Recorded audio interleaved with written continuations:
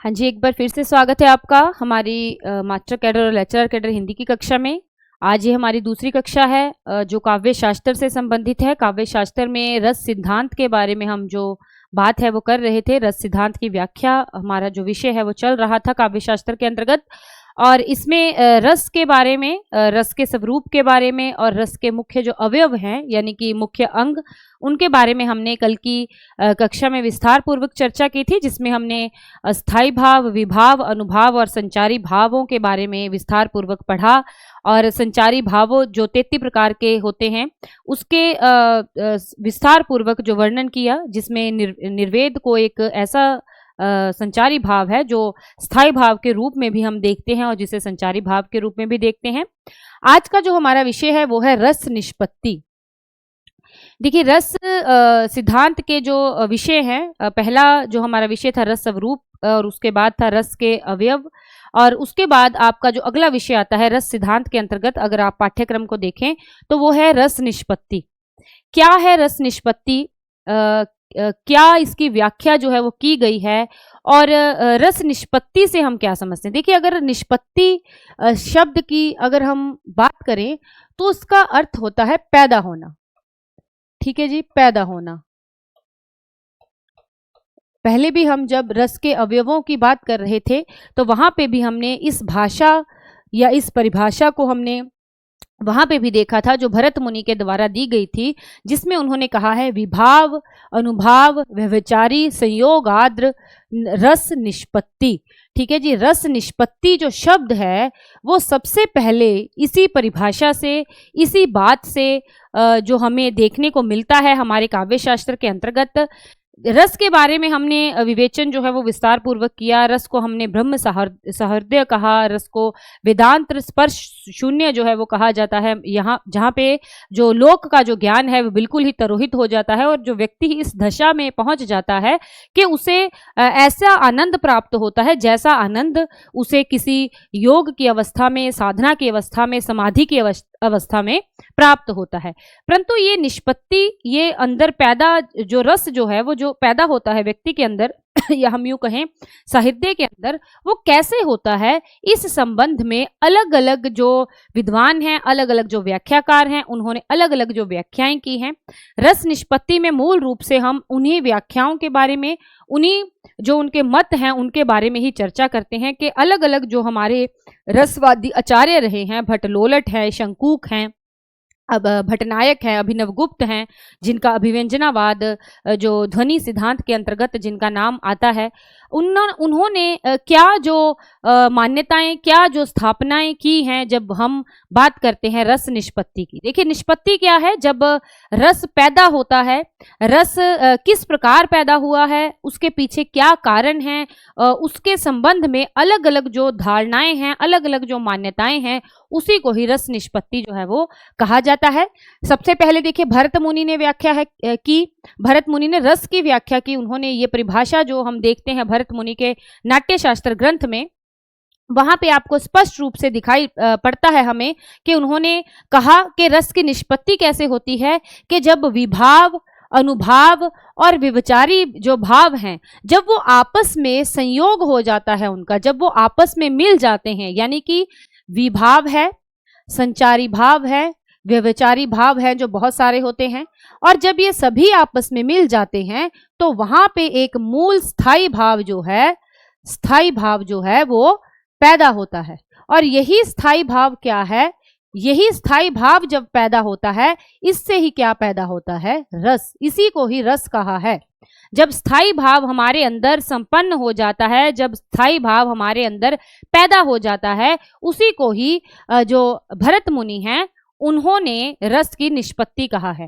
परंतु उन्होंने रस की निष्पत्ति से संबंधित जो आगे की जो व्याख्याएं हैं, या रस की निष्पत्ति किसमें होती है, सहृदय में होती है या उसकी निष्पत्ति नायक या नायिका में होती है, मूल रूप से भरत मुनि का जो सिद्धांत है वो यही मानते हैं कि रस की जो निष्पत्ति है वो काव्य के जो पात्र हैं, नायक और नायिका, नाटक के जो मूल पात्र हैं, या जैसे मान लीजिए रामायण का एक हम मंचन कर रहे हैं, रामायण की हमने एक नाटक जो है वो तैयार किया है, और उसका मंचन किया जा रहा है।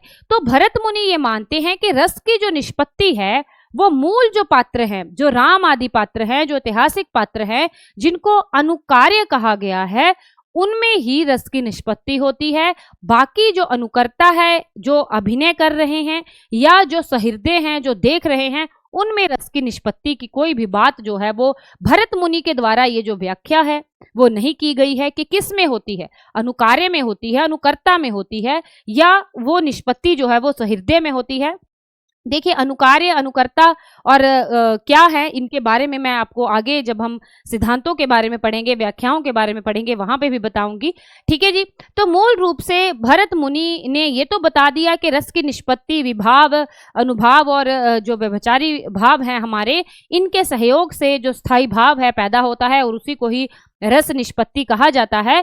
परंतु इसके पीछे और क्या चीजें शामिल हैं, सहृदय में क्या उसका योगदान है, सामाजिक जो पक्ष है वो कैसे शामिल है, इसके बारे में उन्होंने कोई भी व्याख्या जो है वो नहीं की। इसीलिए उनके बाद के जो व्याख्याकार हैं, उनके बाद के जो रसवादी आलोचक हैं, रसवादी जो काव्यशास्त्री हैं, उन्होंने प्रयास किया कि रस की निष्पत्ति के ऊपर स्पष्ट रूप से इस सिद्धांत को जो स्थापित जो है वो किया जाए। ठीक है जी। तो भरत मुनि ने रस सूत्र को परवर्ती आचार्यों द्वारा स्वीकृति तो मिली, स्वीकार तो किया। ये जो बात है कि विविचारी विभाव, अनुभाव, व्यभिचारी भावों के सहयोग से रस की निष्पत्ति होती है, इस बात को सभी परवर्ती आचार्यों ने माना।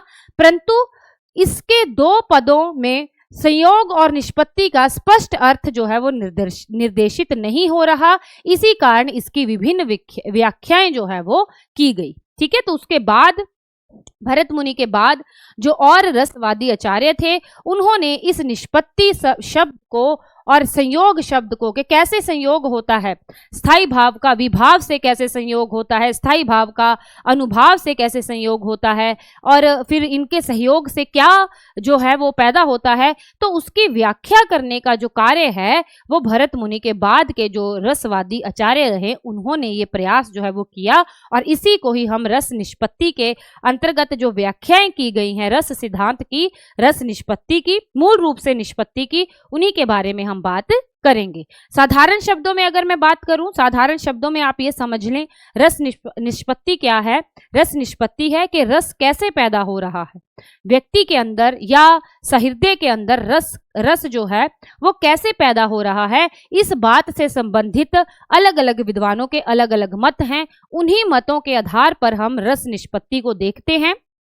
क्योंकि जब आपको प्रश्न पूछा जाएगा रस निष्पत्ति से संबंधित, तो आपको ऐसे ही पूछा जाएगा कि भट्टनायक के अनुसार निष्पत्ति, भट्टनायक ने निष्पत्ति किसे कहा है, शंकूक ने किसे कहा है, जो हमारे भट्टलोलट हैं उन्होंने किसे कहा है निष्पत्ति। तो उनके जो सिद्धांत हैं, उन्होंने कुछ सिद्धांत प्रस्तुत किए हैं, उनके बारे में ही हम आगे चर्चा करेंगे। और अंत में मैं आपको एक चित्र के रूप में, एक टेबल के रूप में एक सार जो है, एक सम जो है वो बताऊंगी, जिसके माध्यम से आपको ये सभी जो सिद्धांत हैं वो याद करने में भी आसानी होगी। मूल रूप से हम चार जो हमारे व्याख्याकार आते हैं रस सिद्धांत के, उनके बारे में ही आज हम बात करेंगे। ठीक है जी। निष्पत्ति से तात्पर्य है काव्य आस्वादन की प्रक्रिया। आस्वादन मतलब वही कि जो काव्य का स्वाद, जो आनंद लेते हैं, आनंद कैसे आएगा, जब रस पैदा होगा। ठीक है। तो काव्य आस्वादन की प्रक्रिया को ही रस निष्पत्ति कहा गया है। काव्य आस्वादन का प्रश्न रचनाओं में कवि द्वारा रस के सृजन तथा पाठक द्वारा उस रस के ग्रहण करने।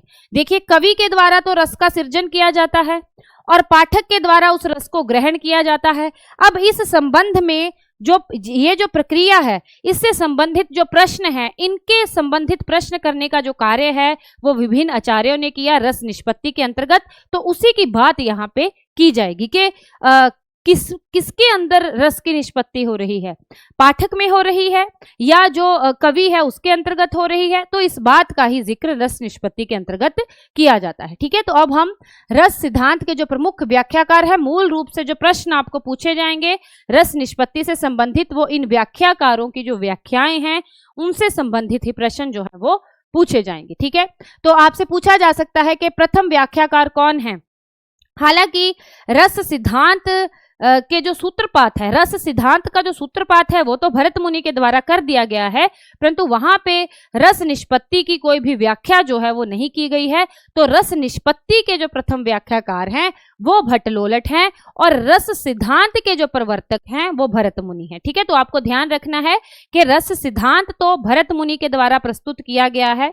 भरत मुनि ने रस, विभाव, अनुभाव, संचारी भाव, संयोग आदि के बात की है रस की निष्पत्ति की, परंतु उन्होंने निष्पत्ति को व्याख्या जो है वो नहीं की है। तो उस दृष्टि से जो भट्टलोलट है वो रस सिद्धांत के या रस निष्पत्ति की जो प्रक्रिया है उसको समझाने वाले प्रथम व्याख्याकार के रूप में हमारे सामने आते हैं। और इनका जो मत है वो बहुत हद तक जो भरत मुनि का जो सिद्धांत है, भरत मुनि की जो परिभाषा है विभाव, संचारी भाव, अनुभाव के संयोग आदि से मिलके जो रस की निष्पत्ति होती है उससे मिलता जुलता है। ठीक है जी, तो प्रथम व्याख्याकार है, इन्होंने जैमिनी के मीमांसा दर्शन, ये प्रत्येक जो हमारे व्याख्याकार हैं उन्होंने अलग अलग दार्शनिक आधार जो ग्रहण किए हैं अपनी व्याख्याओं के लिए। तो यहाँ पे हम सभी के जो दार्शनिक आधार हैं, शंकूक ने अलग आधार ग्रहण किया है, जो भट्टनायक हैं उन्होंने अलग किया है, जो अभिनव गुप्त हैं उन्होंने अलग आधार ग्रहण किया है। दार्शनिक आधार होता है मतलब जो विचारधारा उनको कहाँ से मिली। ठीक है, तो प्रत्येक ने अलग अलग किया है, वो जहाँ पे हम बात करेंगे वहीं पे मैं आपको बता दूंगी। जैमिनी के मीमांसा दर्शन के आधार पर रस सूत्र की व्याख्या करते हुए उन्होंने उत्पत्तिवाद या आरोपवाद, ठीक है जी, दो शब्द अब यहाँ पे हमें देखने को मिले हैं, एक है उत्पत्तिवाद और एक है आरोपवाद।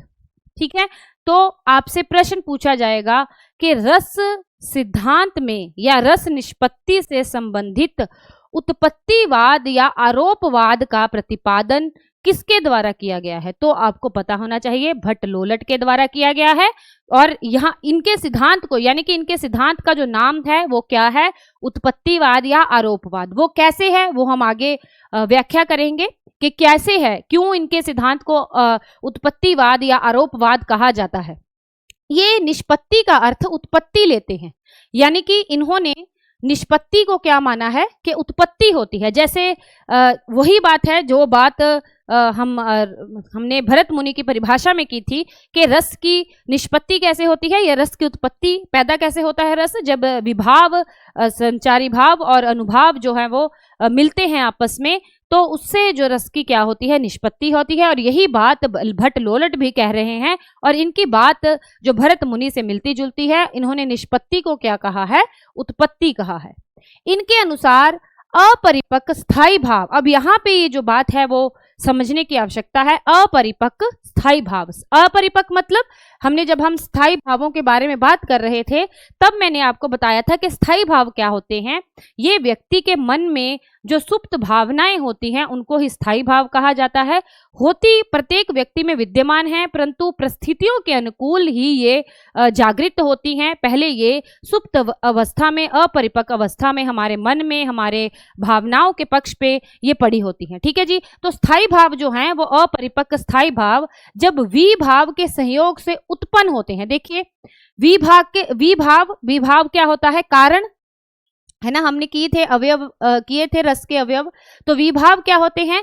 स्थायी भाव कैसे उत्पन्न होते हैं? किसी ना किसी कारण ही उत्पन्न होते हैं। जैसे राम और सीता की मैंने आपको उदाहरण दी थी कि राम के मन में अगर रति का, प्रेम का भाव उत्पन्न हुआ है तो उसमें विभाव कौन है, कारण कौन है? सीता है। ठीक है, तो वहां पे उत्पन्न होने का कारण क्या होता है? विभाव होता है। अनुभाव के द्वारा गम्य होते हैं। अनुभाव क्या होती हैं? अनुभाव होती हैं चेष्टाएं। ठीक है जी, तो चेष्टाओं के माध्यम से क्या होता है? हमें पता चलता है, गम्य होने का मतलब है प्रतीत होना या पता चलना कि हमारे मन में या जो आश्रय है या जो नायक है उसके मन में स्थायी भाव जो है वो पैदा हो गया है। तो इसकी प्रतीति कैसे होगी? इसकी प्रतीति होगी अनुभाव से, तथा संचारी भाव द्वारा पुष्ट और परिपक्व होती है। संचारी भाव क्या कार्य करते हैं? स्थायी भाव को और ज्यादा परिपक्व और ज्यादा सुदृढ़ करने का कार्य जो है वो, पुष्ट करने का जो कार्य है वो संचारी भाव करते हैं। हमने बात की थी कि संचारी भाव जो होते हैं वो बहुत सारे होते हैं। और जब वो स्थाई भाव के साथ मिलते हैं तो उससे क्या हो जाता है, स्थाई भाव जो होता है बहुत ज्यादा और ज्यादा परिपक्व जो हो जाता है और ज्यादा स्थापित हो जाता है।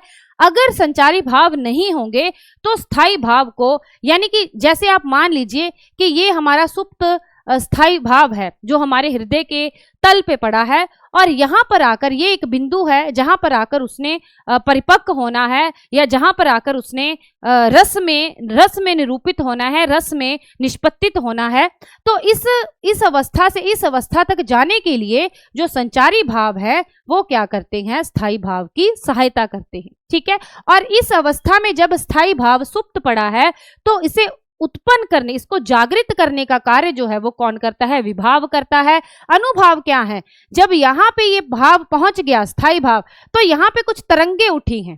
ठीक है जी, तरंगे उठी हैं, वो चेष्टाएं हैं जो बाहरी रूप से हमें दिखाई दे रही हैं, उसे ही हम क्या कहेंगे, अनुभाव कहेंगे। और अनुभाव से हमें क्या पता चलता है कि स्थाई भाव जो है वो पैदा हो गया है, गमिक हो गया है, प्रतीत होने लग जाता है, चाहे वो हाव भाव से हो, चाहे वो वाणी के माध्यम से हो, चाहे वो कायक, हमने किए थे अनुभाव के अंतर्गत कायक अनुभाव थे, वाचिक थे, आहरेय थे, सात्विक थे। ठीक है, तो उसके अंतर्गत हमें पता चलता है चेष्टाओं के माध्यम से कि जो भाव है वो क्या हो गया है, पैदा हो गया है। ठीक है, तो आगे हम इनका एक हम समीकरण के माध्यम से भी मैं आपको समझाऊंगी, वहां पे आपको और अच्छे से समझ आ जाएगा। ठीक है, तो इसके माध्यम से क्या होता है, जब वो परिपक्व हो जाता है फिर ही वो क्या कहलाता है, रस कहलाता है। ठीक है, तो रस के लिए इन्होंने वही बात स्थाई भाव, विभाव, अनुभाव तीनों को अलग अलग रूप से वर्णित किया है, तीनों का अलग अलग रूप से स्थाई भाव के साथ संबंध जो है वो स्थापित किया है, और उसी प्रकार की इनकी परिभाषा है जिस प्रकार की परिभाषा भरत मुनि की हमें दिखाई पड़ती है।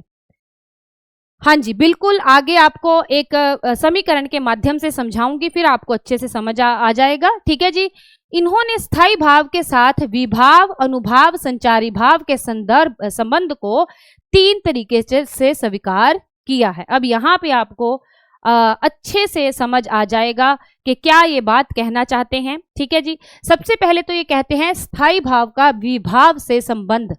स्थाई भाव क्या है, उत्पाद है। उत्पाद क्या होता है, प्रोडक्ट कह देते हैं हम जिसको। ठीक है, तो स्थाई भाव तो बाद में हमारे सामने आएगा, परंतु उत्पादक है। विभाव क्या है, उत्पादक है। उत्पादक मतलब जो उस प्रोडक्ट को पैदा करने के लिए हमें सामग्री चाहिए या जो चीज चाहिए वो हमारा क्या है, विभाव है। और जब स्थाई भाव विभाव से मिलता है तो क्या होती है, उत्पत्ति होती है। ठीक है जी, उत्पत्ति होती है। उसके बाद इन्होंने कहा है गम्य, गमक। गम्य क्या है, गम्य मतलब जो प्रतीत होता है। स्थाई भाव हमें प्रतीत होता है। गमक क्या है, अनुभाव हैं, जो चेष्टाएं हैं, बाहर की जो चेष्टाएं हैं, और उससे क्या होती है, हमें प्रतीति होती है। देखिए, पहले जब स्थाई भाव विभाव से मिला तो क्या हुई, उत्पत्ति हुई। फिर स्थाई भाव जब अनुभाव से मिला तो क्या होगी, प्रतीति होगी। और जब स्थाई भाव पोष्य है, जो हमें पोष्य रूप में दिखाई पड़ता है, और संचारी भाव है पोषक। ठीक है, संचारी भाव क्या करते हैं, पोषित करने का कार्य करते हैं ना। ये स्थाई भाव है, ये यहां से यहां तक जाना है, इस बिंदु पर आकर उसने परिपक्व होना है। ये चेष्टाएं हैं जो हमें जिससे हमें पता चलता है कि स्थाई भाव जो है वो पैदा हो गया। प्रतीति जो है वो चाहे वो शारीरिक स्तर पर हो, चाहे वो वाणी के स्तर पर हो, कहीं पे भी हमें प्रतीति जो है वो होती है। ये संचारी भाव है जिसको ये यहां से यहां तक जाने में इसको सहायता कर रहे हैं, यहां से यहां तक जाने में इसको सहायता कर रहे हैं। और ये जो स्थाई भाव जो सुप्त पड़ा है, जो सुप्त पड़ा है, ठीक है जी, सुप्त पड़ा है, जब इसके सामने कोई कारण आता है, जब इसके सामने कोई कारण आता है, सुप्त है, ये अभी सुप्त है, इसके सामने कोई कारण आया। जैसे पहले राम के मन में प्रेम नहीं था, पर जब उन्होंने सीता को देख लिया फिर एकदम से उनका जो ये भाव था ये क्या हो गया, जागृत हो गया, जागृत हो गया। ठीक है, तो इससे क्या होगा, जब ये जागृत हो जाएगा, अब जागृत तो हो गया पर इसको उस बिंदु तक, परिपक्वता की बिंदु तक जाने के लिए ये जो अलग अलग संचारी भाव हैं ये क्या करेंगे, सहायता करेंगे। और जब ये उस बिंदु तक पहुंच जाएगा फिर अनुभावों के माध्यम से इसकी क्या होगी, प्रतीति होगी। ठीक है, तो अब आपको समझ आ गया कि जो भट्टलोलट है उन्होंने स्थाई भाव को विभाव, अनुभाव और संचारी भाव से अलग अलग जो संबंध है वो बताया है, और ये जो संबंध है ये केवल भट्टलोलट के द्वारा ही बताया गया है। भरत मुनि के बाद भरत मुनि ने भी देखिए 3 अवयव जो हैं वो बताए हैं रस के, 4 हैं मुख्य रूप से। स्थाई भाव को अगर हम एक रखें, रस निष्पत्ति रखें, तो उन्होंने 3 जो मुख्य रूप से बताए हैं, विभाव हैं, अनुभाव हैं और संचारी भाव है। उसी प्रकार से इन्होंने भी अलग अलग जो संबंध हैं वो स्थापित किए हैं कि जब स्थाई भाव विभाव से मिलता है तब क्या होता है। देखिए निष्पत्ति तीनों में ही हो रही है, निष्पत्ति जो है वो तीनों में ही हो रही है, परंतु निष्पत्ति का अंतर है। ठीक है जी, निष्पत्ति का अंतर है। और यहाँ पे ये भी कह रहे हैं कि जब उत्पत्ति, प्रतीति और पुष्टि तीनों आपस में मिल जाते हैं फिर ही क्या होता है, रस का आस्वाद।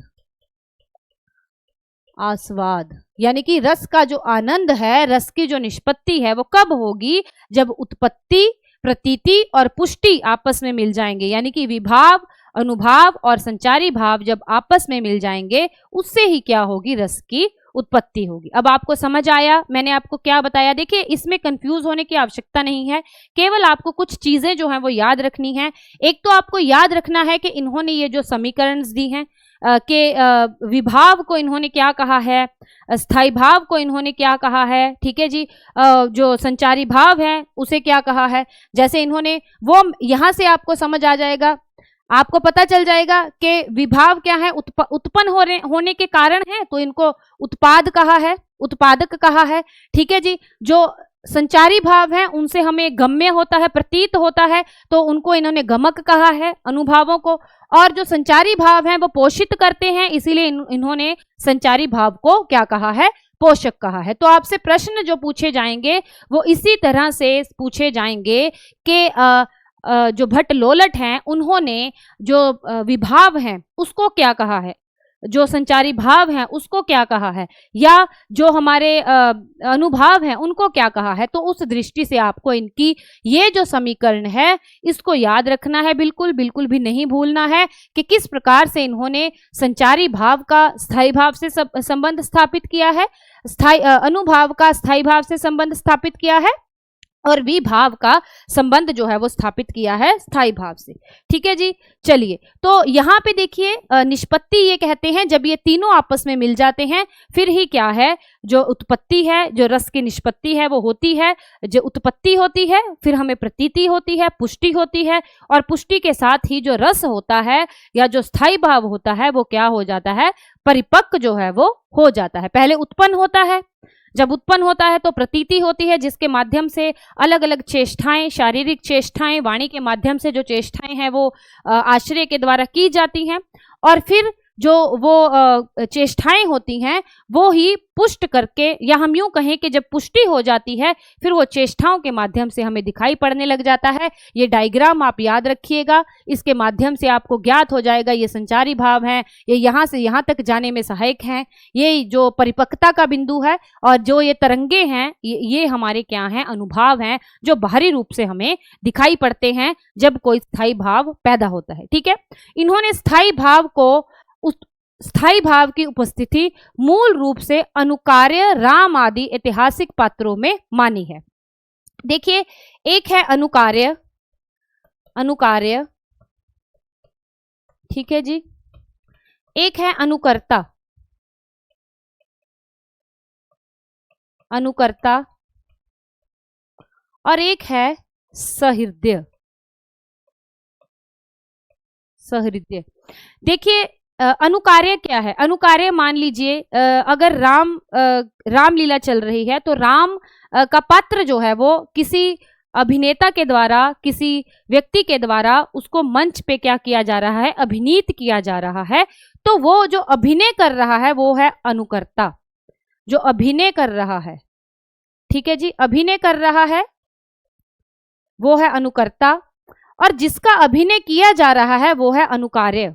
राम आदि ऐतिहासिक पात्र मतलब के इतिहास में जिन पात्रों के आधार पर को आधार बनाकर जो नाटक या कुछ मंच पे जो चित्र दिखाए जाते हैं उनको कहा गया है अनुकार्य, जो ऐतिहासिक पात्र हैं, और जो अभिनय कर रहा है वो है अनुकर्ता, और जो देख रहे हैं, जो दर्शक हैं,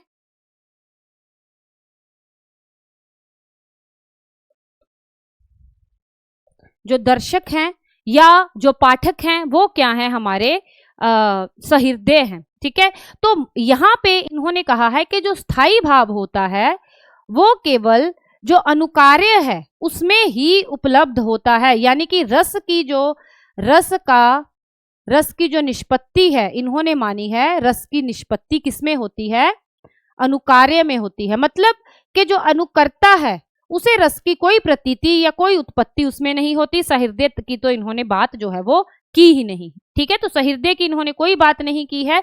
इन्होंने कहा है कि अनुकर्ता में जो पात्र है, जो अभिनय कर रहा है, में रस की उपस्थिति गौण रूप में होती है। गौण रूप में मानी है, परंतु मूल रूप से ये कहते हैं कि जो मूल पात्र है, जो राम आदि ऐतिहासिक पात्र हैं जिनको अनुकार्य कहा गया है, उन्हीं में ही रस की जो उपस्थिति जो है वो होती है। जो बाकी जो अभिनय कर रहा है वो गौण रूप से प्रयास करता है। मतलब प्रयास करने का अर्थ है कि वो गौण रूप से उनको हम कह सकते हैं कि उनमें वो रस जो है, स्थायी भाव जो है वो देखा जा सकता है, परंतु उनमें मूल नहीं होता। मूल जो होता है वो जैसे मान लीजिए एक व्यक्ति है जो राम है। अब राम कैसे थे, राम के हृदय में सीता के प्रति जो प्रेम था वो कैसा था, वो किसी अभिनेता जो है वो वैसा अभिनय जो है वो नहीं कर, वो अभिनय ही होगा, वो सत्य जो है वो नहीं होगा। तो इसी बात को इन्होंने महत्वपूर्ण माना है। इन्होंने कहा है कि अनुकार्य में ही जो रस है वो होता है, स्थायी भाव जो है वो होता है।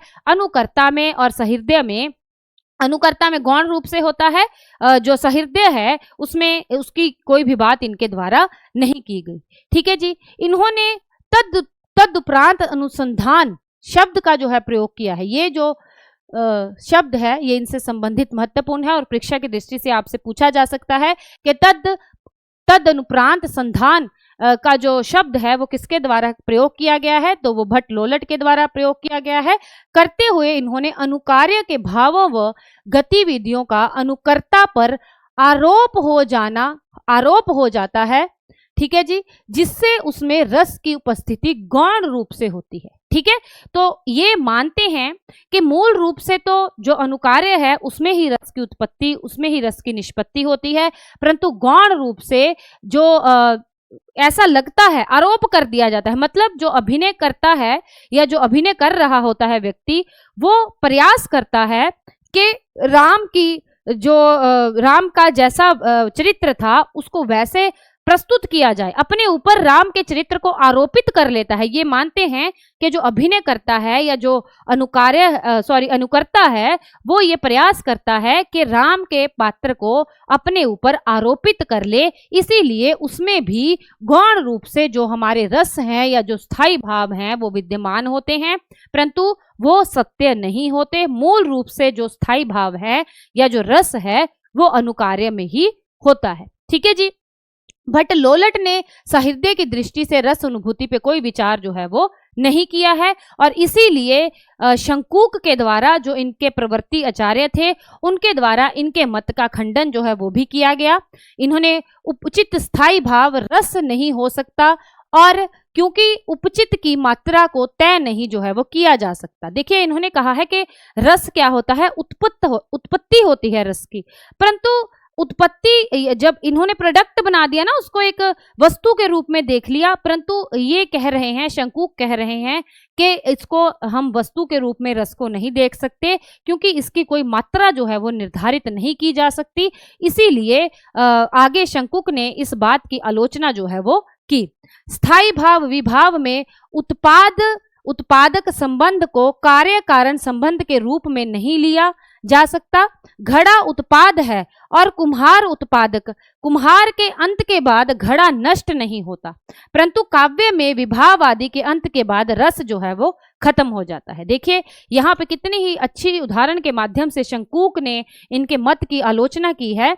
यहाँ पे ये कह रहे हैं कि इन्होंने रस स्थायी भाव और विभाव को क्या कहा है कि उत्पाद और उत्पादक का संबंध होता है, कि उत्पादक के होने से ही उत्पाद जो है वो होता है। जब विभाव आता है, जब सीता सामने आती है, तो राम के मन में जो भाव है वो स्थायी भाव जो है वो पैदा होता है। परंतु ये जो संबंध है, शंकूक कहते हैं ये संबंध ही गलत है। क्यों गलत है? कहते अगर घड़ा जो उत्पाद है और कुम्हार उत्पादक है, घड़ा बनाने वाला है, घड़े बनने के पीछे का कारण है, तो अगर कुम्हार का अंत हो जाता है तो ऐसा तो नहीं कि घड़े का भी अंत हो जाएगा। परंतु रस में तो ऐसा होता है, अगर सीता के प्रति उनके मन में वैराग है, रति है, और सीता उनसे दूर होंगी, तो रस जो है वो भी, जो स्थायी भाव जो है वो भी क्या हो जाएगा? खत्म हो जाएगा, या हम यूं कहें कि जो शीर्ण पड़ जाएगा, सुप्त हो जाएगा फिर से। ठीक है, तो ये उन्होंने कहा है कि ये जो संबंध है, ये संबंध ही उनका गलत है। तो इस दृष्टि से भी पहले तो उन्होंने कहा कि उपस्थित जो स्थायी भाव हैं उनकी मात्रा को निश्चित नहीं किया जा सकता, वस्तु नहीं है वो कोई, है ना। फिर उन्होंने कहा कि उत्पादक जो संबंध है वो गलत है, शंकूक ने कहा, और शंकूक ने आगे फिर जो व्याख्या है अपने सिद्धांत की। उसके बाद उन्होंने अनुकर्ता अभिनेता में यह पता नहीं होता कि अनुकार्य राम आदि में ने कैसी स्थिति में किस तरह से रस का स्फादन जो है किया। देखिए यहाँ पे एक बात जो भट्टलोलट ने और कही, उन्होंने कहा कि जो अभिनेता है वो ये प्रयास करता है कि राम के पात्र को अपने ऊपर आरोपित कर ले। तो वो कैसे कर सकता है आरोपित? क्योंकि उसने कभी उनको देखा ही नहीं है, या उसने कभी वो जैसा अनुभव राम ने किया है रस को, वैसा वो अनुभव कैसे कर सकते हैं, वैसा वो आरोप कैसे कर सकते हैं? तो ये मत भी जो है वो इसका भी जो खंडन है वो किया गया है। ऐसे में सहृदय अभिनेता के माध्यम से अनुकार्य द्वारा प्राप्त मूल रस का आस्वाद जो है वो नहीं कर सकता।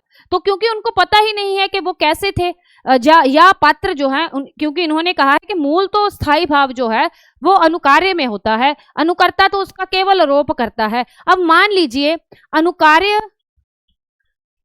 अनुकार्य में मूल रूप से उपस्थित है, ठीक है जी, अनुकर्ता ने उसका आरोप किया, अनुकर्ता ने उसका क्या किया? आरोप किया।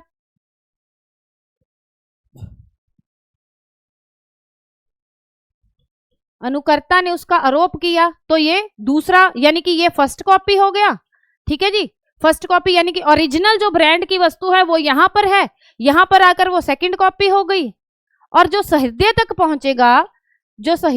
पहुंचेगा वो तो बिल्कुल तीसरी प्रति होगी, या इसका तीसरा हिस्सा होगा, तीसरा भाव होगा, थर्ड कॉपी होगी। तो यहाँ पर तो उन्होंने कहा है कि यहाँ तक आते आते रस का जो स्वरूप है वो बिल्कुल ही क्या हो जाएगा?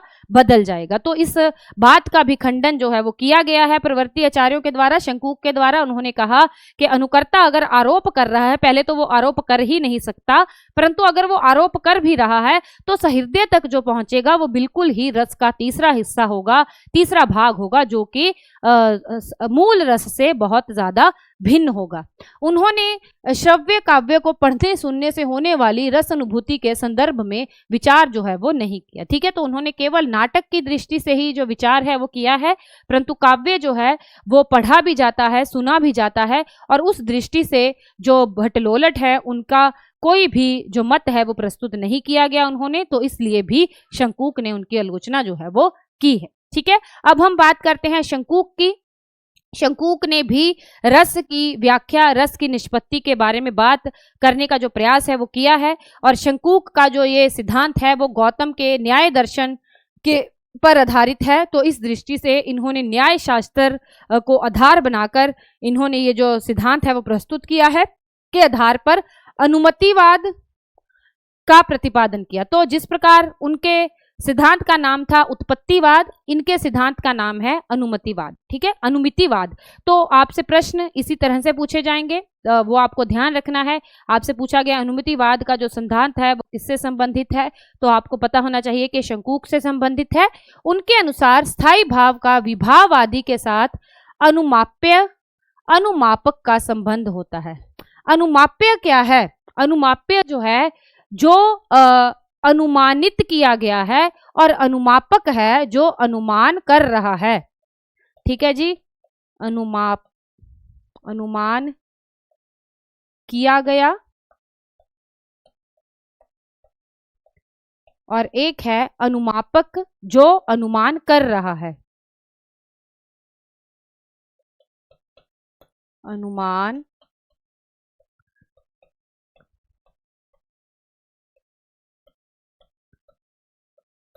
ठीक है जी, तो इसीलिए इस सिद्धांत को अनुमतिवाद जो है वो कहा जाता है। उसी प्रकार से समीकरण के माध्यम से ही हम इनके सिद्धांत को भी समझने का प्रयास करेंगे। अब यहाँ पे इन्होंने स्थायी भाव को जिस प्रकार से जो भट्ट लोलट थे उन्होंने अलग अलग से स्थायी भाव को विभाव, जो संचारी भाव और जो हमारे अनुभाव हैं उनके साथ संबंधित करने का प्रयास किया था, इन्होंने वैसा नहीं किया। इन्होंने सभी को विभावादि कह दिया। विभावादि मतलब इसमें विभाव भी शामिल है, इसमें संचारी भाव भी शामिल है और इसमें जो हमारे अनुभाव हैं वो भी शामिल हैं। ठीक है, तो इन्होंने अलग अलग से जो संबंध है वो स्थापित करने का प्रयास नहीं किया है।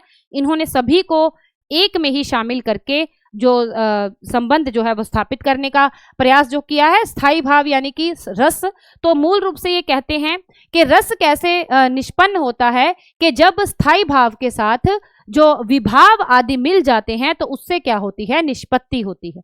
निष्पत्ति तो होती है, ये बात तो भरत मुनि ने भी कही है, परंतु जो इनके संबंध में जो अलग बात है, इन्होंने स्थायी भाव को अनुमाप्य कहा है। मतलब इसका अनुमान किया जाता है, इसको उत्पन्न नहीं किया जाता। जिस प्रकार से जो भट्ट लोलट थे वो कह रहे थे कि इसकी उत्पत्ति होती है, भट्ट शंकुक जो हैं वो कह रहे हैं कि इसकी उत्पत्ति नहीं होती, इसका केवल अनुमान किया जाता है। वो आगे हम इनके सिद्धांत को पढ़ेंगे। ये अनुमापक हैं। अनुमापक मतलब जो अनुमान किए जाने में हमारी सहायता करते हैं वो अनुमापक हैं। विभाव हैं, संचारी भाव हैं, जो हमारे अनुभाव हैं, ये सभी मिलके हमें स्थायी भाव तक पहुंचने में सहायता जो है वो करते हैं। तो इसीलिए ये क्या है, अनुमापक हैं, जो हमें अनुमान करने में, ठीक है जी, हम केवल क्या करते हैं, हम केवल अनुमान लगाते हैं कि ये रस हो सकता है ना। आगे हम इनके एक उदाहरण दी गई है इनके माध्यम से, वो बहुत महत्वपूर्ण है, उससे आप समझ जाएंगे। तो मूल रूप से इन्होंने क्या कहा है, अनुमाप्य अनुमापक का संबंध है। तो ये जो तथ्य है इनसे संबंधित महत्वपूर्ण है, क्योंकि देखिए अनुमतिवाद से आपको याद हो जाएगा कि अनुमतिवाद में जो संबंध है वो अनुमाप्य और अनुमापक का संबंध है, और अनुमति को ये निष्पत्ति कहते हैं। निष्पत्ति को ये क्या कह रहे हैं, अनुमति जो है वो कह रहे हैं। तो उस दृष्टि से आपको ध्यान रखना है। यह मानते हैं कि विभाव स्थायी भाव के कारण है। ठीक है जी, विभाव जो है वो स्थायी भाव के कारण है, अनुभाव उसके कार्य हैं। वही बात ये कह रहे हैं जो बात हम पहले करके आए हैं कि जो विभाव है वो क्या है, कारण है, अनुभाव जो है वो कार्य है, मतलब जो दिख रहे हैं बाहर चेष्टाएं हैं, और संचारी भाव उसके सहचरी हैं। सहचरी मतलब जो उसके साथ साथ चलते हैं और उसको पुष्ट होने में सहायता करते हैं। इनके अनुसार पात्र अभिनय तन्लीनता में स्वयं को राम समझने लगता है तथा राम के भावों का अनुमान लगा लेता है। देखिए यहां से ये जो शब्द है अनुमितिवाद और अनुमाप्य अनुमापक, ये जो बातें हैं ये यहीं से शुरू होती हैं। मतलब ये कहते हैं, इन्होंने अभिनेता में मानी है, ये मानते हैं कि जो अभिनेता है उसमें रस की उत्पत्ति नहीं होती। ये कहते हैं कि वो अनुमान लगा लेता है, यानी कि उसको जो हम कह सकते हैं कि रस का आस्वाद जो है वो होता है, परंतु केवल अनुमानित रूप में होता है, स्पष्ट रूप में नहीं होता। वैसा नहीं होता जैसा अनुकार्य का हुआ था, परंतु होता है। अगर हम यूं बात करें कि वो अनुमान लगाता है कि राम ने कैसा महसूस किया होगा जब उन्होंने सीता को देखा होगा। ठीक है, तो राम के हृदय में कैसी जो भाव उनका रहा होगा, कैसी उनकी भाव दशा रही होगी, उस प्रकार से जो अभिनय की तन्लीनता में, तन्लीनता का अर्थ होता है किसी चीज में पूरी तरह से डूब जाना। तो जब कोई अभिनेता किसी पात्र में पूरी तरह से डूब जाता है तो वो क्या करता है, तो वो उनके भावों का अनुमान लगाता है। जैसे साधारणतः जो हम सिनेमा देखते हैं वहां पे भी हम देखते हैं कि जो पात्र होते हैं या जो एक्टर होते हैं वो क्या करते हैं, वो मूल वैसे तो नहीं होते ना, अपनी साधारण जिंदगी में वैसे तो नहीं होते, परंतु जब हम पर्दे पे उनको देखते हैं तो हमें लगता है कि ये सच में ही ऐसे ही होंगे, है ना, या इतना वो डूब जाते हैं उस पात्र में, उसकी पूरी परंपरा में, कि हमें देखने वाले को ऐसे लगता है कि ये व्यक्ति ऐसा ही है। तो मूल रूप से यही है अनुमान।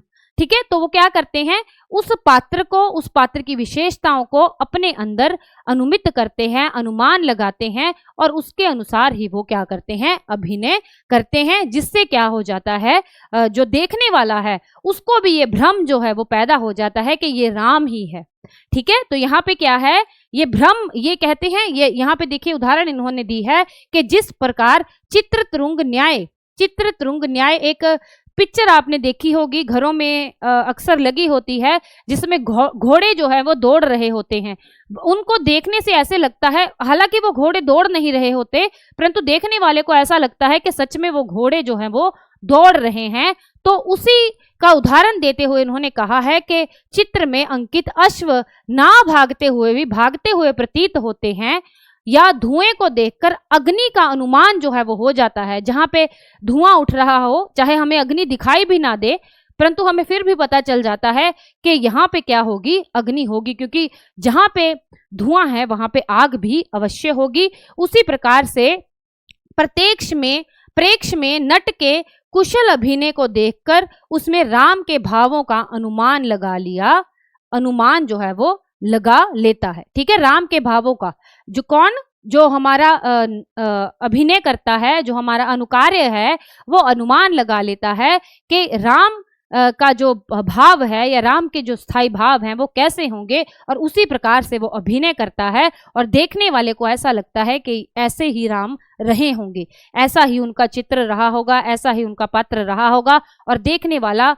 वो प्रयास करता है उस अभिनेता के माध्यम से राम को समझने का। ठीक है। तो इन्होंने भी बात की है, चाहे वो भ्रम के रूप में ही बात कर रहे हैं, परंतु ये मानते हैं कि जो स्थायी भाव हैं या जो भाव हैं या जो रस की उपस्थिति है वो किसमें होती है, अनुकर्ता में। चाहे वो अनुमान के रूप में ही है, वो स्पष्ट नहीं है, चाहे उसका अनुमान ही केवल लगाया जा रहा है, परंतु अनुकार्य में ये रस की उपस्थिति, अनुकर्ता में ये जो रस की उपस्थिति है वो मानते हैं। ठीक है जी।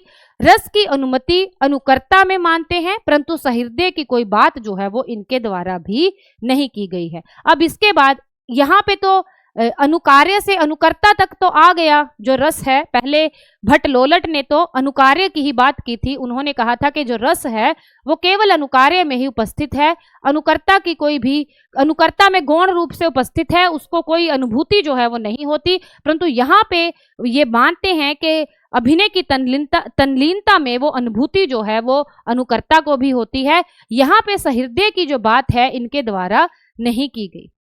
ठीक है जी।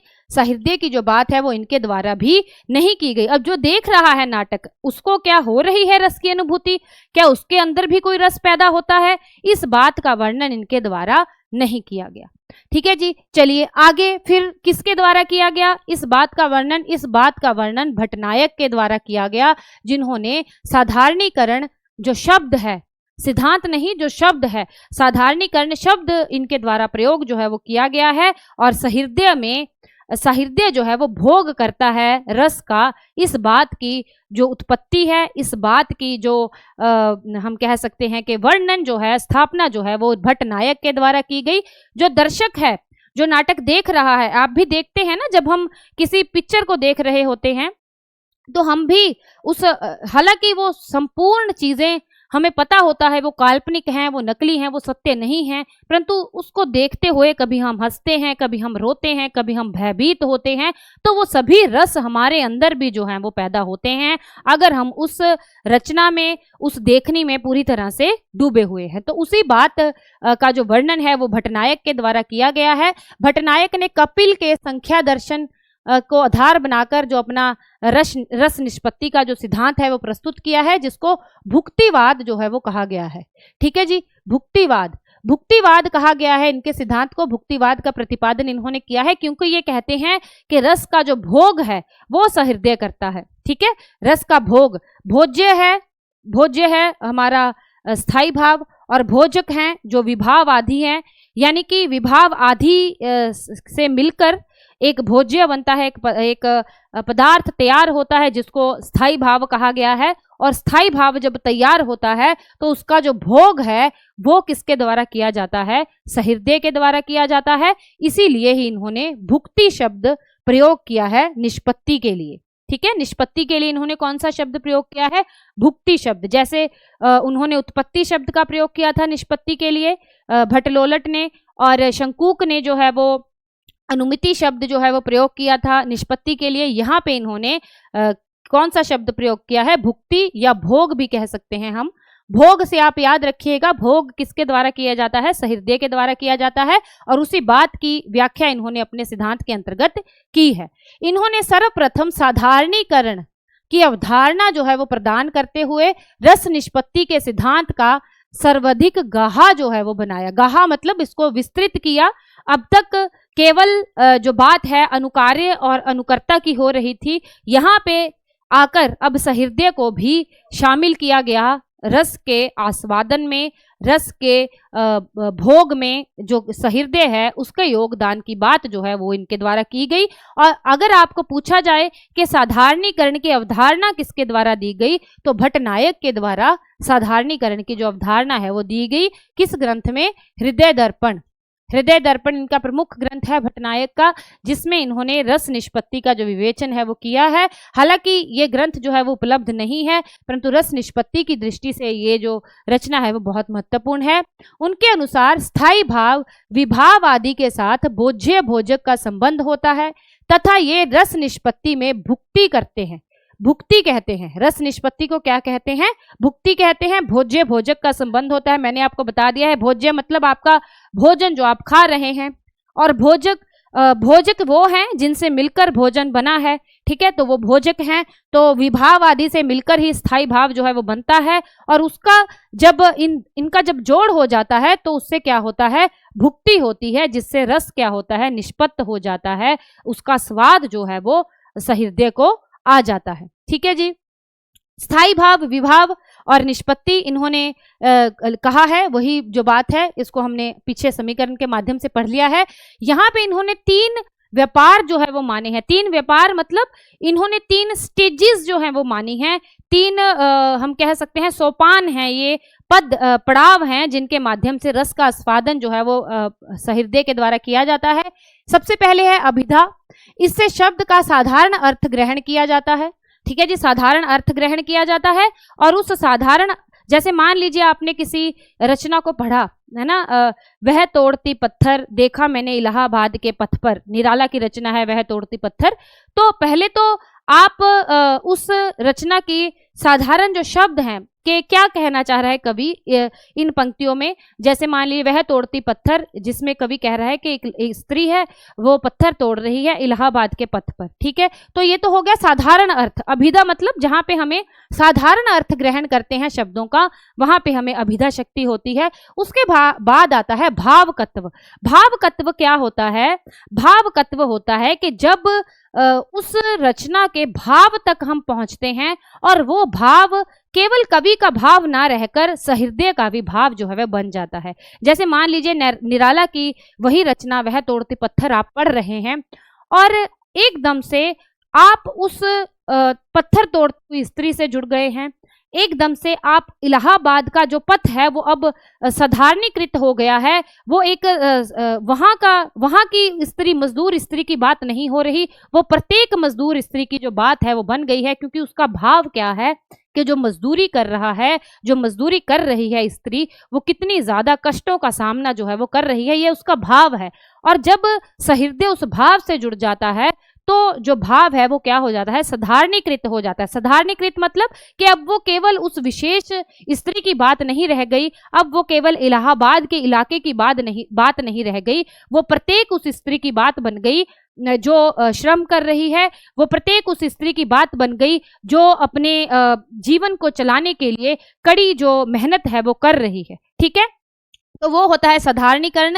इसके द्वारा शब्दों का भावार्थ ग्रहण किया जाता है जो किसी व्यक्ति, क्षेत्र या काल विशेष से संबंधित ना रह जाने के कारण साधारणीकृत हो जाता है। वही बात कि अब केवल निराला के मन में उस स्त्री के प्रति दया भाव नहीं है, पढ़ने वाला जो काव्य पढ़ रहा है, जो पाठक है, वो भी उस स्त्री से जुड़ गया है, चाहे उसने उस स्त्री को नहीं देखा है। देखिए, जिस स्त्री की बात निराला ने उस रचना में की है, वह तोड़ती पत्थर पत्थर, चाहे हमने उस स्त्री को नहीं देखा है, परंतु जब हम उस रचना को पढ़ते हैं तो हम भी उसके साथ जुड़ जाते हैं, हम भी साधारणीकृत हो जाते हैं, यानी कि उस स्त्री की मूर्त हमारे सामने बिल्कुल सजग हो जाती है और उसी को ही साधारणीकृत कहा गया है। अर्थात सहृदय के लिए अभिनेता विशेष व्यक्ति न रहकर साधारण नर नारी के रूप में स्वीकृत जो है वो हो जाता है। ठीक है, तो अब वो जो जिसकी बात निराला कर रहे हैं वो कोई विशेष स्त्री नहीं रह गई है, वो हमारे हृदय में वो सभी वो स्त्रियां जो श्रम कर रही हैं, सभी वो स्त्रियां जो अपने कह सकते हैं हम कड़ी तपस्या, कड़ी धूप में जो मेहनत कर रही हैं, वो सभी स्त्रियां जो उसमें शामिल हो जाएंगी। ठीक है, तो मूल रूप से अब वो स्त्री जो है वो किस वर्ग को दर्शा रही है? श्रमिक वर्ग को दर्शा रही है। अब वो जो बात है वो केवल एक स्त्री की बात जो है वो नहीं रह गई है, किसी विशेष स्त्री की बात जो है वो नहीं रह गई है। जब ऐसा हो जाता है, जब भाव जो है, भाव हम ग्रहण कर लेते हैं, तब उस भाव को ग्रहण करने के बाद भोज कर्तव्य, अगला जो सोपान आता है, अगला जो स्टेप आता है वो है भोज कर्तव्य द्वारा रज और तम जो है वो तिरोहित हो जाता है। रज और तम क्या है? 3 प्रकार के गुण हमारे अंदर होते हैं। सत्व गुण होता है, तम गुण होता है, रज गुण होता है। आपको पता होगा तामसी और राजसी। राजसी मतलब जिसका संबंध संसार से है, तामसी मतलब जो हमारी तमस से, जो हमारी काली भावनाएं हैं, वासनाएं हैं, उनको तामसी कहा गया है। और सत्व जो शुद्ध है, जो सात्विक है। तो यहाँ पे जब इस स्थिति में, जब भाव के साथ हम जुड़ जाते हैं, रचना के साथ हम जुड़ जाते हैं, फिर क्या होता है? फिर हमें उसका जो हमारे अंदर जो रज और तम के जो गुण हैं वो तिरोहित हो जाते हैं, तथा सत्व गुण का उद्रेक हो जाता है। उद्रेक मतलब हमारे अंदर अच्छा बुरा जो भाव है, अपना पराया जो भाव है, हम सभी ये भूल कर के हम किस वर्ग से संबंधित हैं, किस जाति से संबंधित हैं, किस देशकाल से संबंधित हैं, ये सब कुछ भूल कर केवल और केवल सत्व होकर हम उस रचना के साथ जुड़ जाते हैं, भोग कर रहे होते हैं। सहृदय रस का क्या करता है? भोग करता है। तो आपसे पूछा जा सकता है कि जो भट्टनायक के सिद्धांत के अनुसार रस का जो भोग है वो किसके द्वारा किया जाता है? अनुकर्ता के द्वारा, अनुकार्य के द्वारा, या सहृदय के द्वारा? तो जो रस का जो भोग है वो किसके द्वारा किया जाता है? सहृदय के द्वारा किया जाता है, जो उस नाटक को देख रहा है, या उस कृति को पढ़ रहा है, या किसी भी तरीके से साहित्य का आस्वादन जो है वो ले रहा है, चाहे वो सिनेमा के माध्यम से है। आप सिनेमा के माध्यम से आप आसानी से समझ सकते हैं, इसीलिए मैं बार बार वो उदाहरण दे रही हूँ। या आप काव्य भी जब हम पढ़ते हैं तो बिल्कुल जब हम भाव को ग्रहण, अब यहाँ पे ये जो बात है, यहाँ पे इन्होंने साधारणीकरण और रस के आस्वादन को अलग अलग रखा है। साधारणीकरण अलग स्टेज पे हो रहा है, पहले साधारणीकरण होता है, उसके बाद भोग होता है। ये बात ये कह रहे हैं। आगे जब हम अभिनव गुप्त की बात करेंगे तो वहां पे उन्होंने साधारणीकरण और भोग को अलग अलग नहीं रखा। वो कहते हैं कि जैसे ही साधारणीकरण हुआ, जैसे ही हम उसके साथ जुड़ गए, उस स्त्री के साथ, स्त्री को संपूर्ण जो गरीब स्त्रियां हैं उसका विशेषक के रूप में हमने मान लिया, साधारण रूप में हमने मान लिया, वैसे ही हमें भोग जो है वो हो गया है। तो यहाँ पे जो एक अंतर है वो अलग अलग हमें दिखाई पड़ रहे हैं। रस का भोग जो है वो अलग है, रस का भोग अलग है, मतलब उससे अगला पड़ाव है। और जो साधारणीकरण है वो अलग है। साधारणीकरण, ठीक है जी, साधारणीकरण अलग है और रस का जो भोग है वो अलग है। तो दोनों को अलग अलग जो है वो माना है। किसने माना है? भट्टनायक ने। अभिनव गुप्त ने इनको एक ही माना है। ठीक है, आगे हम बात करेंगे। भट्टनायक ने रस की उपस्थिति सहृदय में मानी है। भट्टनायक भुक्तिवाद के अंतर्गत कथा अनुरूप काव्य भाषा को भी पर्याप्त महत्व देते हैं। मतलब जैसी हमारी कथा है, जिस प्रकार का हमने भाव उत्पन्न करना है, भाव तत्व हमें जैसा प्रदर्शित करना है, वैसी ही भाषा जो है वो होनी चाहिए। इस बात की भी इन्होंने महत्वपूर्ण जो बात है वो कही है। उसके बाद है अभिनव गुप्त। मूल रूप से ये ध्वनि संप्रदाय के प्रवर्तक हैं। ठीक है जी, ध्वनि संप्रदाय के ये प्रवर्तक हैं। अभिनव गुप्त ने शैव दर्शन के आधार पर जो अभिव्यक्तिवाद है, अभिव्यक्तिवाद या अभिव्यंजनावाद भी कह दिया जाता है, अभिव्यक्तिवाद का जो प्रतिपादन है वो किया है। ठीक है जी, ध्वनि सिद्धांत के ये मूल वो आचार्य हैं। ठीक है जी, 2 मिनट, 1 मिनट। चलिए, ध्वनि सिद्धांत हमारा जो पाठ्यक्रम का हिस्सा भी है, ध्वनि संप्रदाय कह लीजिए, ध्वनि सिद्धांत कह लीजिए, ध्वनि सिद्धांत के प्रतिपादक हैं ये, और ध्वनि सिद्धांत को स्थापित करने वाले ये आचार्य हैं। और इन्होंने उसी आधार पर जो रस की व्याख्या है, रस की जो बात है वो कही है। ध्वनि क्या है? व्यंग्य, व्यंग्यार्थ। 3 प्रकार के शब्द शक्तियों में जब हम पढ़ेंगे, एक शब्द के 3 प्रकार के अर्थ होते हैं। एक है अभिधा, एक है भावार्थ और एक है व्यंग्यार्थ। ठीक है जी। अभिधा जो शब्दार्थ है, जिसमें हमने पहले भी बात की है कि किसी शब्द का जो साधारण अर्थ होता है, जैसे आपने पंक्ति पढ़ी, उसका साधारण अर्थ क्या है। फिर हम भावार्थ में जाते हैं। भावार्थ क्या होता है? जिसमें हम पीछे का जो भाव है वो देखते हैं। और व्यंग्यार्थ होता है अर्थात। हम करते थे ना जब हम कविताएं पढ़ते थे, कविताओं को पढ़ने के बाद इसमें कवि ने ये वर्णन किया है, फिर ये वर्णन किया है, भाव ये है, अर्थात कवि कहना चाहता है। मतलब कवि क्या कहना चाहता है, जो उसका मूल जो उसका स्वाद है, मूल जो उसका रस है, वो क्या है, वो होता है व्यंग्यार्थ। तो इन्होंने व्यंग्य को ही अपना आधार जो है वो बनाया है। व्यंग्य, व्यंग्यक, ये यहाँ पे गलत है। व्यंग्य होता है, व्यंग्यक है, व्यंग्यक, व्यंग्यक।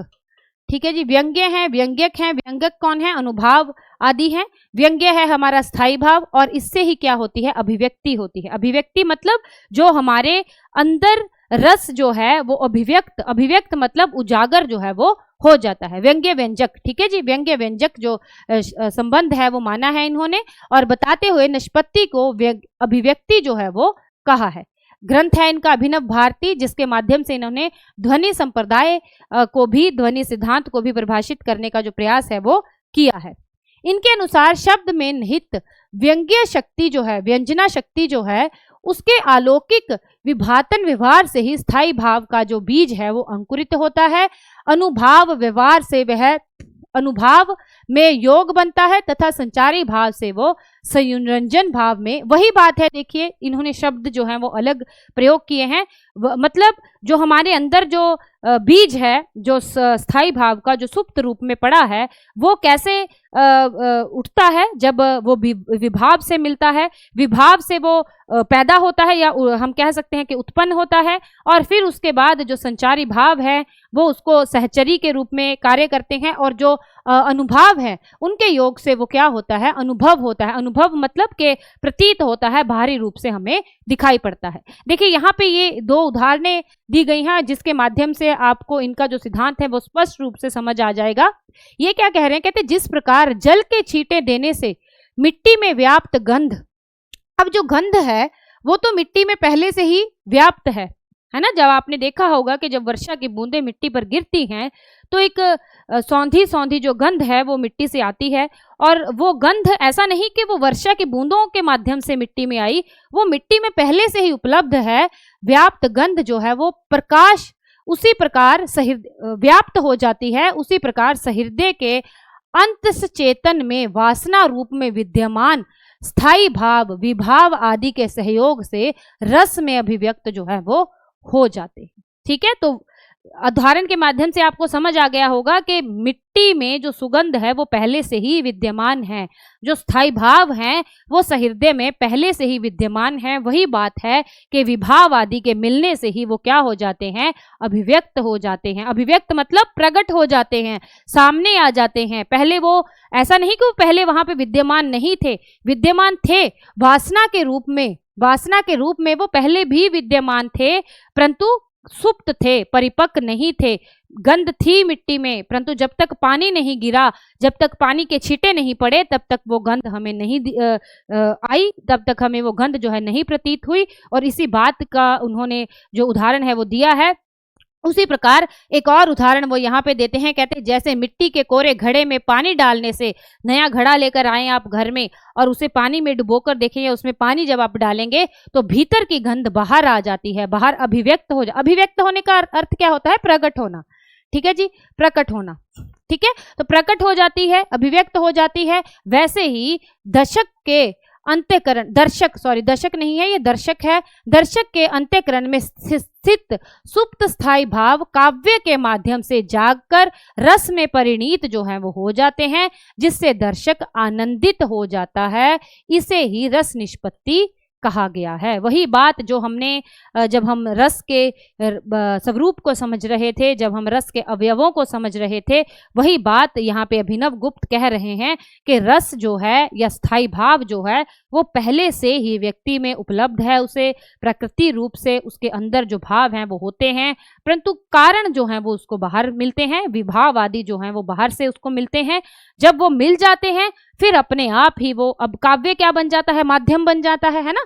वो काव्य भी हो सकता है, वो नाटक भी हो सकता है, वो कोई सिनेमा भी हो सकता है। अब हास्य रस तो आपके अंदर है ही, जब आप किसी पिक्चर में किसी ऐसा चित्र को देखते हैं या ऐसे दृश्य को देखते हैं, फिर आपके अंदर का जो वो स्थायी भाव होता है वो जागृत हो जाता है और आप जोर जोर से हंसने लगते हैं। या करुण रस तो आपके हृदय में है ही, परंतु जब आप सिनेमा के माध्यम से किसी ऐसे दृश्य को देखते हैं, कोई दुखदायक, कोई पीड़ादायक दृश्य होता है और आपकी आंखों से जो आंसू हैं वो बहने लगते हैं, तो जब वो आंखों से जो आंसू बह रहे हैं, हालांकि आपको पता है कि ये सभी चीजें जो काल्पनिक हैं, इसका सत्य के साथ कोई लेना देना नहीं है, परंतु आप उसमें इतना डूब गए हैं, वो आपको वो जो चीजें हैं वो क्या कर रही हैं, आपको आनंदित कर रही हैं, आपको आनंद दे रही हैं, और रस जो है वो क्या हो रहा है, निष्पत्त हो रहा है।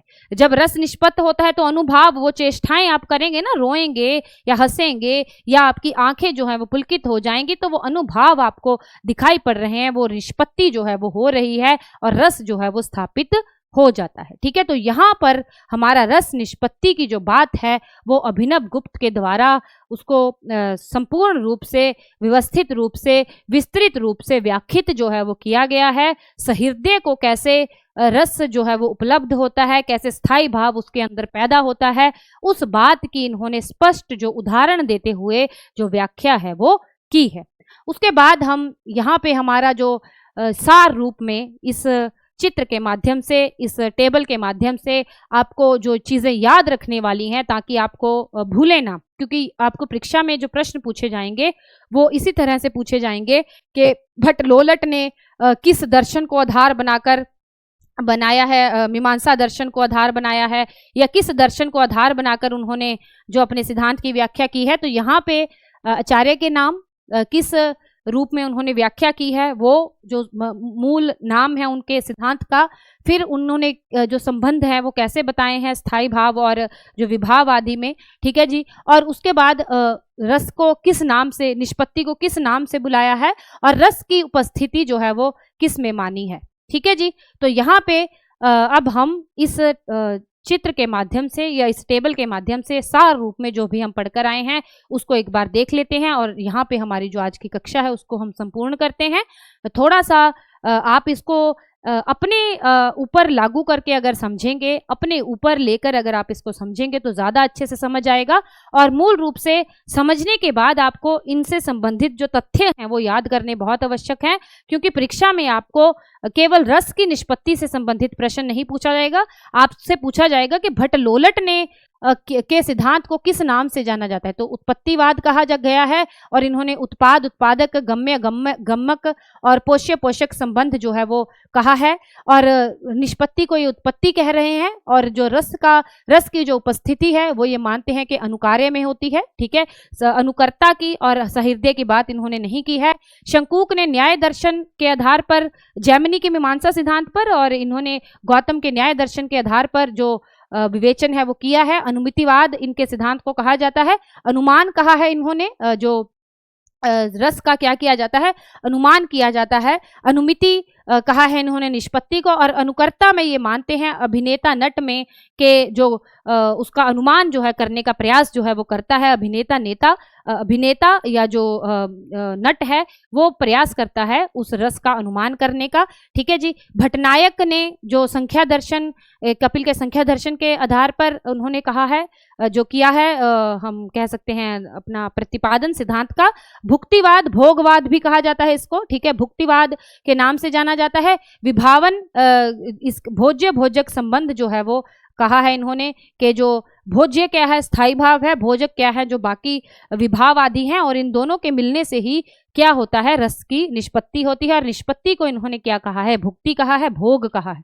ठीक है जी, भोग कहा है। भोग किसके द्वारा किया जाता है, प्रेषक या दर्शक के द्वारा, जो देख रहा है। अब यहाँ पे इन्होंने भी नाटक के माध्यम से ही विवेचन जो है वो किया है। यहाँ पे जो अभिनव गुप्त हैं, इन्होंने सहृदय को शामिल किया है, समाज को संपूर्ण, जो केवल नाटक के माध्यम से नहीं, काव्य के रूप में भी अगर वो पढ़ रहा है, अगर वो सुन रहा है, उस दृष्टि से भी इन्होंने दर्शक को ही नहीं, केवल पूरे समाज को शामिल किया है रस के हम कह सकते हैं आस्वादन में, रस की निष्पत्ति में संपूर्ण समाज को स्थापित किया है। और साधारणीकरण का जो सिद्धांत है वो मूल रूप से जो विस्तृत रूप से जो व्याख्या है वो अभिनव गुप्त के द्वारा ही की गई है। अभिनव गुप्त नहीं, अगर आपसे पूछा जाए कि साधारणीकरण के सिद्धांत की विस्तृत रूप से व्याख्या किसके द्वारा की गई है, तो अभिनव गुप्त के द्वारा की गई है। हालांकि हम साधारणीकरण से संबंधित अलग जो कक्षा है, आपकी अगली जो कक्षा है वो रहेगी और उसमें हम अलग भी बात करेंगे इससे संबंधित, परंतु यहाँ पे भी मैं आपको बता देना चाहती हूँ, अभिव्यक्तिवाद या अभिव्यंजनावाद इनके सिद्धांत को कहा गया है। अभिव्यंजनावाद से संबंधित आपको प्रश्न पूछा जा सकता है। अभिव्यंजनावाद क्या है, जब रस अभिव्यंजित हो जाता है साहित्य में, समाज में, पाठक को पढ़ के उस रचना से वो इतना जुड़ जाता है कि वो भूल जाता है कि ये यहाँ की रचना नहीं है, ये यहाँ की बात नहीं हो रही है, संपूर्ण जो पात्र है वो राम क्या बन जाता है, एक साधारण मनुष्य, साधारण नर नारी जो है वो बन जाता है। अभिव्यक्ति कहा है इन्होंने निष्पत्ति को, और सामाजिक में, साहित्य में ये मानते हैं कि रस जो है वो उपस्थित होता है। ठीक है जी, तो चलिए, मुझे आशा है कि रस निष्पत्ति जितना संभव था, जितना आसानी से मैं समझा सकती थी, मैंने आपको समझाया, और मुझे आशा है कि आपको समझ आ गया होगा।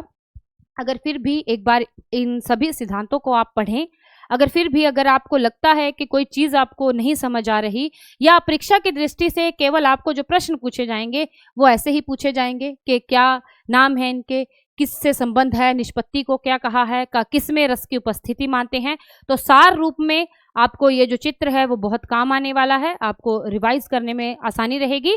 और फिर भी अगर आपको कुछ नहीं समझ आया तो कल की कक्षा में एक बार हम साधारणीकरण को पढ़ेंगे, तो वहाँ पे भी आपको और अच्छे से ये जो सिद्धांत है, निष्पत्ति का सिद्धांत है, वो स्पष्ट हो जाएगा। तो चलिए, इस कक्षा को अब यहीं समाप्त करते हैं। काफ़ी लंबी हमारी आज की कक्षा रही, परंतु हमारा जो विषय है वो रस निष्पत्ति का वो संपूर्ण हो गया। मुझे आशा है आपको समझ आया होगा, और कल हम साधारणीकरण का जो विषय है उसके बारे में बात करेंगे। ठीक है बेटा, धन्यवाद।